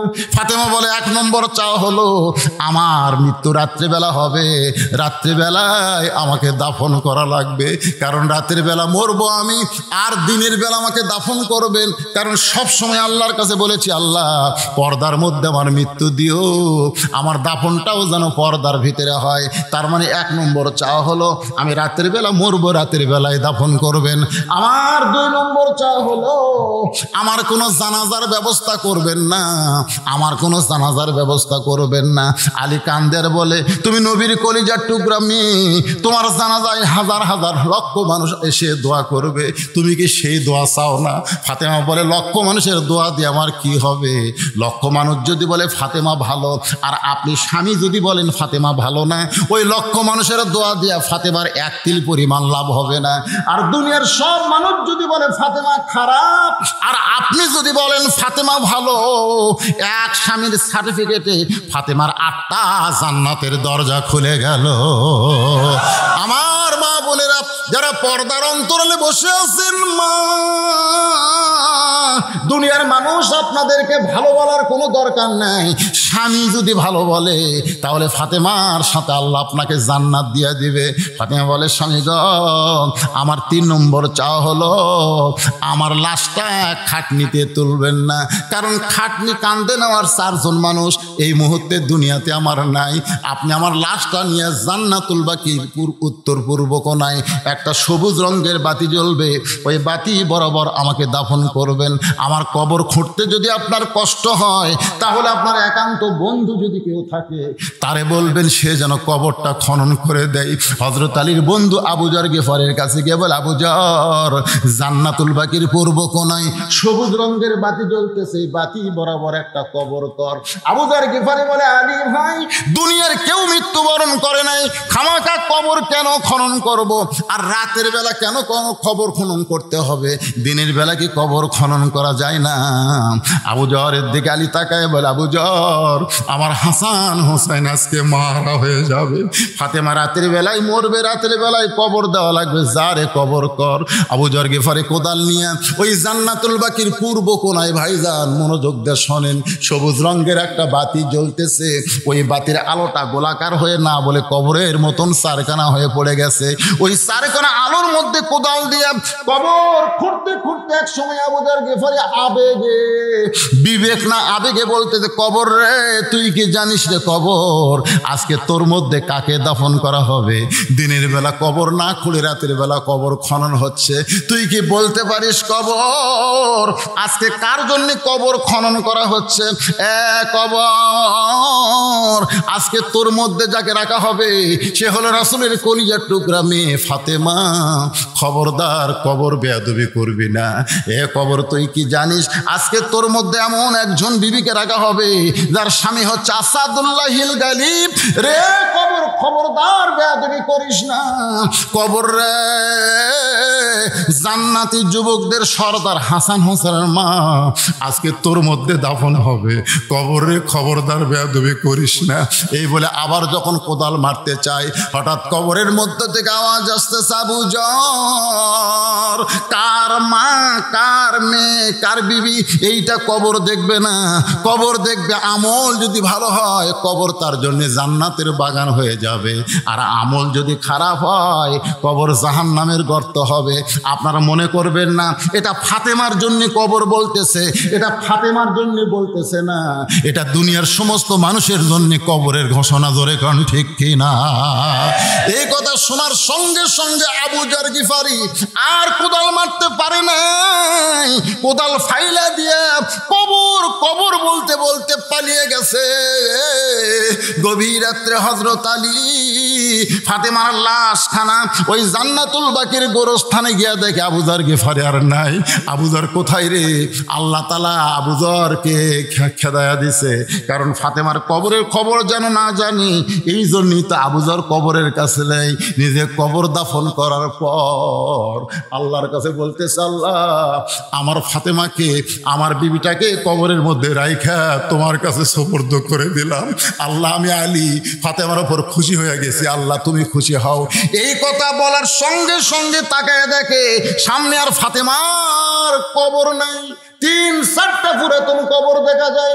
আলী চিৎকার দিয়ে বলে, ফাতেমার কবর, ফাতেমার কবর, ফাতেমার কবর। কে যেন বলতে চাইলি রে, আমার ফাতেমা পর্দা নিশি, আমি আল্লাহ জোহরা ডিগ্রি দিয়া ফাতেমার কবরকে কিয়ামত পর্যন্ত পর্দা করেছি। ফজরের নামাজ পড়তে আসলেন হযরত আলী, আশা থেকে আবু যর গিফারি নাই। যে আবু যর গিফারি হযরত আলীর সাথে দাঁড়ায় নামাজ পড়ে, ফজরের সময় আবু যর গিফারি কোথায় গেল পায় না। জোহরের সময় নাই, আসরের সময় নাই, 1 দিন নাই, 2 দিন নাই, 1 সপ্তাহ নাই, 2 সপ্তাহ নাই, 1 মাস নাই, 2 মাস নাই, কয়েক বছর পর সব মদিনার সাহাবীরা আবু যরের চিন্তায় কোথায় গেল আবু যর। কয়েক বছর পর পাগল বেশে আবু যর মদিনায় চলে আইছে। মদিনার বাচ্চারা পাগল পাগল মজনু মজনু বলে এরকম ছোট ছোট পাথর মারতেছে। আলী বলতেছে, কে রে, কার গায়ে তোরা পাথর মারিস? ছোট ছোট বাচ্চারা বলে, হুজুর এই পাগলকে তো আমরা চিনি না। আলী কাছে গিয়ে তাকায় দেখে এই পাগল আর কেউ না, এই পাগল হলো আবু যর। হযরত আলী আবু যরকে হাত ধরে বলতেছে, ভাই রে, আমার বিবি ফাতেমার কবর খুঁড়তে খুঁড়তে তুই কোথায় হারায় গেছিস ভাই? কয়েক বছর মদিনায় তোরে খুঁজে পাই না, আজকে তুই কোত্থেকে আইছিস? আবু যর বল, কথা বল। আবু যর শুধু বলে কবর, শুধু বলে কবর, শুধু বলে কবর, কোনো কথা বলে না। আলী যখন হেঁচকা টানতে বলে, আবু যর বল তোর কি হয়েছে? কবর কবর বলে চিৎকার দিয়া ফিট হয়ে পড়ে যায়। হযরত আলী উরাতের উপরে নিয়ে আবু যর গেফারির কপালে হাত দিয়ে দেখে আবু যর গেফারি আর দুনিয়াতে নাই, এই দুনিয়া থেকে চিরবিদায় নিয়েছে। আলী কান্দের বলে, আল্লাহ এই কবর আমাদের সকলের সামনে রয়েছে। আজকে যারা জান্নাতের বাগানে বসে আছেন ভাই, আমাদের সকলের সামনে কবর আছে না নাই? আল্লাহ রাসূল বলেছে, কবরের পাথেও জোগাড় করে তোমরা কবরে রওনা দিও। আজকে যেই মসজিদকে কেন্দ্র করে, যেই মসজিদকে লক্ষ্য করে আজকের মাহফিল, আপনারা কবরকে সামনে নিয়ে হয়তো এখান থেকে বাড়ি যাওয়ার কোনো গ্যারান্টি নাই, যে কোনো সময় আমাদের মৃত্যু হবে। আজকে কবরের পাথেও হিসাবে এই মসজিদে আপনারা 500 টাকা, 1000 টাকা, 2000 টাকা, 5000 টাকা, এমনকি 5-10 টাকা, যে যা পারবেন আল্লাহর হস্তে 5 মিনিট একটু দান করেন। তারপরে আমি আবার আপনাদের সামনে আলোচনা শুরু করব। ভাইজান, আপনাদের মধ্যে এমন কোন আল্লাহর বান্দা আছেন কিনা এই আল্লাহর ঘর মসজিদের জন্য 5,000 টাকা দান করবেন, 500 টাকা দান করবেন, 1000 টাকা দান করবেন? কারণ ওটা বসা করবেন না। আপনারা যেরকম সুন্দর হয়ে শুনছেন, কবরে সবাইকে যাওয়া লাগবে না, পারলে 10 টাকা দিয়ে কবরের পাথেও জোগাড় করবেন। কিন্তু এই একটা আয়াত আছে পবিত্র কোরআনে, যে আয়াতকে বলা হয় আয়াতুল কুরসি। আয়াত কি? আয়াতুল কুরসি। আপনি যদি দরজা লাগানোর সময় আয়াতুল কুরসি পড়েন, রাত্রে ঘুমানোর সময় আয়াতুল কুরসি পড়েন, আয়াতুল কুরসি পড়ে যদি বাড়ির চারিধার যেদিক দিয়ে চোর আসার সম্ভাবনা আছে, যে পানি ছিটেন, এমনকি দরজা খুলেও যদি আপনি ঘুম পাড়েন তাও চোর আসবে না ইনশাআল্লাহ। এত পাওয়ার আয়াতুল কুরসির মধ্যে আছে। তাহলে ওই আয়াতুল কুরসিটা পড়ে ডাক দিয়ে বলেছিল, তুই কাফেরের বেটা, কত বড় বুকের পাটা। আল্লাহ রাসূল তো দূরের কথা, খালি ডাকটা ড্যাঙ্গায় সামনে এক ধাপ যা। আমার আর সেই কোরআন আমাদের কাছে আছে না নাই? কোরআনের ক্ষমতা আছে না নাই? আমি আজকে রবিউল আউয়াল মাসে আল্লাহ রাসূলকে নিয়ে, রাসূলের জীবনী নিয়ে, কোরআন নিয়ে আপনাদের সামনে দীর্ঘ সময় আলোচনা করেছি।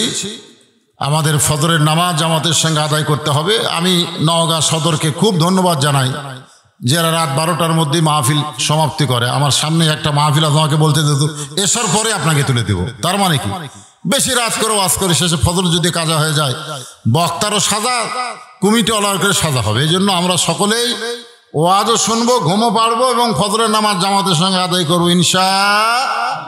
আস্তাগফিরুল্লাহ রাব্বি মিন কুল্লি জামবি ওয়া আতুবু ইলাইহি, লা হাওলা ওয়ালা কুওয়াতা ইল্লা বিল্লাহিল আলিয়্যিল আযীম। তোমাকে সবাই চেনে, এলাকার লোকেরা।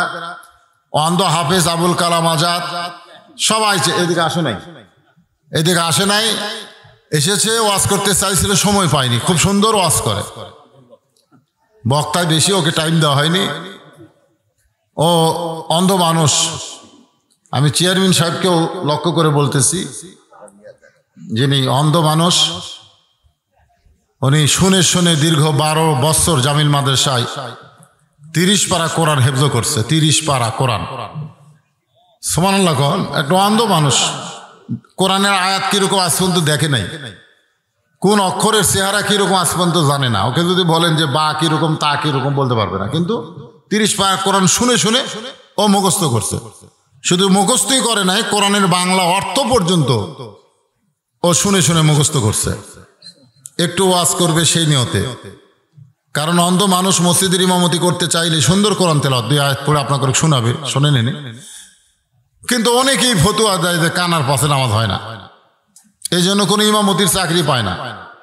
ও কিন্তু মুখস্থ ক্ষুদ্র দিতে পারবে, ওকে খতিব হিসাবে কেউ নেয় না, আজান দিবারও নেয় না, ও কিছুই কোনো কাজই করতে পারে না। ভ্যান চালাবে, রিক্সা চালাবে, অন্ধ মানুষ যে কি করবে? ওর চোখ দুটা নাই আর কিছুই নাই, মানে সব দুনিয়া অন্ধকার। জি আচ্ছা আচ্ছা, তো ওই এই অন্ধ লোকটার পরিচয়ের আগে আমি দিয়েছি, ইউটিউবে আপনারা শুনছেন যে কোনো কিছু কাজ করবার না পারলেও একটা কাম কিন্তু করছে। হ্যাঁ, সেই কামটা খুব কঠিন কাম, সেই কামটা হলো বিয়া করছে। আসলে অন্ধ মানুষ কোনো কামই পারিস না, বিয়েটা না করলে ভালো হতো। তো বিয়া তো করছে আলহামদুলিল্লাহ, বউটা নিয়ে যেগুলো শুয়ে থাকতো, কিন্তু তা করেনি। 4টা ছেলের বাপ হচ্ছে, 4টা সন্তানের বাপ। ওর বাপ নাই, মাও নাই, সয় সম্পত্তি কিছু নাই। আবার এইবার শুনলাম যে দাদাও হচ্ছে, মানে ওর বড় ছেলে বিয়ে দিছে, তার আবার কি লাকি না লাকি বাড়ি নন্দীগ্রাম, বগুড়া জেলারই নন্দীগ্রাম থানা। তো অন্ধ হাফেজ সাহেব আপনাদের কাছে এসেছে একটু সহযোগিতা পাওয়ার জন্য। পরিবার নিয়ে বড় কষ্টে আছে, সব জিনিসের দাম তো বুঝতেছেন, খুবই কষ্ট আছে, আর কিছুই নাই। তো বলতেছে আমি ওয়াজ করতে চাইছিলাম, ওয়াজের সময় হয়নি, তো 2টা আয়াত তেলাওয়াত করবো। তো এই 2টা আয়াত কোরআন থেকে তেলাওয়াত শোনেন, আর এই ফাঁকে যদি আপনারা কিছু পারেন, ভিক্ষা মনে করে নয়, একটা হাফেজকে সহযোগিতা, কোরআনকে মহব্বত করে ওকে কিছু আপনারা দান করবেন। ও বউ বাচ্চা নিয়ে খাবে, আপনাদের জন্য দোয়া করবে, আর দোয়া আল্লাহ কবুলও করবে, কারণ মাজুর ব্যক্তির দোয়া আল্লাহ কবুল করে। মাইকটা দেন, ধরল।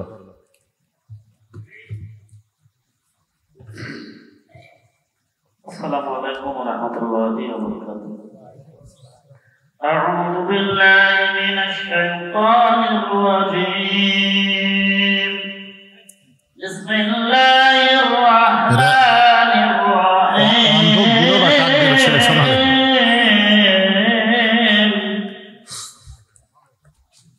الذين إن مكناهم في الأرض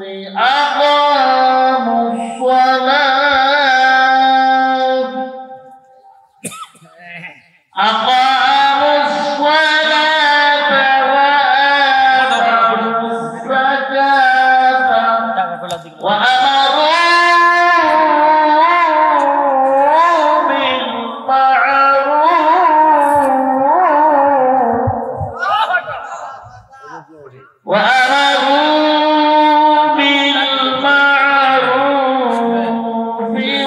محمد كما صليت على إبراهيم وعلى آل إبراهيم إنك حميد مجيد اللهم بارك على محمد وعلى آل محمد كما باركت على إبراهيم وعلى آل إبراهيم إنك حميد مجيد اللهم آمين اللهم أنت السلام আমিনকা সালাম তাবারাকতা ইয়া যাল জালালি ওয়াল ইকরাম। আয় আল্লাহ, আবাদপুরের যুবকেরা বড় কষ্ট করে মেহনত করে হাজার হাজার টাকা পয়সা খরচ করে আল্লাহ জান্নাতের বাগান লাগাইছে, আর সেই বাগানে হাজার হাজার তোমার বান্দা বান্দিরা উপস্থিত হয়ে ঘন্টার পর ঘন্টা আলোচনা শোনার শেষে আখেরি মোনাজাতে আমি গুনাহগারের সঙ্গে রহমতের দরজায় ফকির হয়ে দোকানা হাত তুলেছি। আল্লাহ আল্লাহ মেহেরবানি করে আজকের মাহফিল আমাদের সকলার হেদায়েতের জন্য কবুল করেন। আল্লাহ আলোচনার মধ্যে যদি কোনো ত্রুটি বিচ্যুত হয় মাফ করে দেন, জাহাদিয়া মঞ্জুর করেন। সোনার মদিনায় নবী পাকের রওজা মোবারকে কবুল করে নেন। তামাম আম্বিয়ায়ে কেরাম, আসহাবে কেরাম, তাবিনী কেরাম, তাবা তাবিনী কেরাম, তামাম পৃথিবীর মাটির নিচে যত মুমিন মুমিনাত শুয়ে আছে আল্লাহ সকলের আরো আফরে হাদিয়া কবুল করে। আল্লাহ আমরা যারা হাত তুলেছি আমাদের মধ্যে জনম দুঃখিনী মা যাদের কবরে চলে গেছে ছোট্ট একটা শব্দ হলো মা। এই নামের মধ্যে যে কি মধু আছে, যাদের মা নাই তারাই বুঝতেছে। আল্লাহ মেহেরবানি করে মায়ের কবরটাকে জান্নাতের টুকরা বানিয়ে দেয়। আল্লাহ বাবার বাড়ি ঘর সবই আছে, আমি সহ আমরা যারা বাবা হারা এতিম হয়ে গেছে, আল্লাহ মেহেরবানি করে বাবার কবরকে জান্নাতের টুকরা কবুল করে নেয়। আল্লাহ আমাদের দাদা দাদি নানা আত্মীয় স্বজন আপনজন কবরে গেছে, আল্লাহ সকলের কবরকে জান্নাত হিসাবে কবুল করে নেয়। আল্লাহ আজকের মাহফিলের সম্মানিত সভাপতি সহসভাপতিকে আল্লাহ আপনি কবুল করেন। আজকের মাহফিলের প্রধান অতিথি বিশেষ অতিথি সম্মানিত অতিথি বিন্দুদের আল্লাহ আপনি কবুল করেন। আজকের মাহফিলের আলেম ওলামাদের আপনি কবুল করেন। আল্লাহ খাস করে আবাদপুর মসজিদকে আপনি কিয়ামত পর্যন্ত কবুল করে নেন। আল্লাহ যেই যুবকেরা কষ্ট করে মেহনত করে মাহফিল করলো, সেই যুবকগুলোকে 5 ওয়াক্ত নামাজি হিসাবে কবুল করে নেন। আল্লাহ আল্লাহ নফসের ধোঁকা থেকে শয়তানের ওয়াসওয়াসা থেকে আমাদেরকে বাঁচায় দেন। আল্লাহ আমাদের মধ্যে যারা অসুস্থ আছে আল্লাহ সুস্থ করে দেন, অভাবকে মোচন করে দেন। পর্দার অন্তরালের মা বোনেরা আবিদা সালিহা পর্দানিশি কবুল করে মা ফাতেমার চরিত্র দান করে দেন। কে কোন নিয়ত করে হাত তুলেছে আল্লাহ সকলের নেক নিয়ত নেক আশাকে আল্লাহ আপনি কবুল করেন।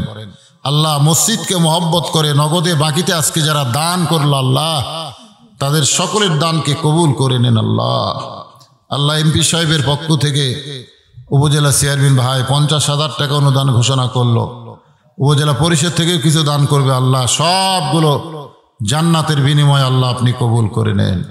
আল্লাহ আমাদের দেশের প্রতি রহম করেন। আল্লাহ আমাদের দেশকে শান্তির দেশ হিসেবে আল্লাহ আপনি কবুল করে নেন। যুবকদেরকে মাদক মুক্ত যুবক হিসাবে কবুল করেন। আল্লাহ সুবহান রাব্বিকা রাব্বিল ইজ্জাতি আম্মা ইয়াসিফুন ওয়া সালামুন আলাল মুরসালিন ওয়ালহামদুলিল্লাহি রাব্বিল আলামিন বিরহমাতিকা ইয়া আরহামার রাহিমিন। আসসালামু আলাইকুম ওয়া রাহমাতুল্লাহি ওয়া বারাকাতুহু।